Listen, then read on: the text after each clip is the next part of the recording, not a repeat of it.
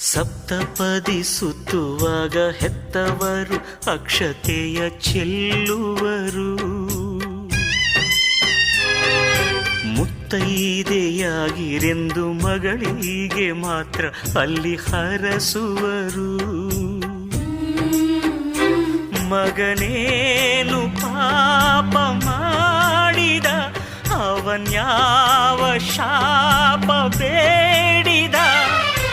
ಅರ್ಧಾಂಗಿಯನ್ನು ಹೊತ್ತು ಏಕಾಂಗಿಯಾಗಿ ಅತ್ತು, ಇವನಾಸೆ ಪ್ರೀತಿ ಸ್ವತ್ತು. ಕೊಟ್ಟಾಳು ಶೋಕ ಮುತ್ತು ಜನುಮದ ನಾಯಕಿಯೇ.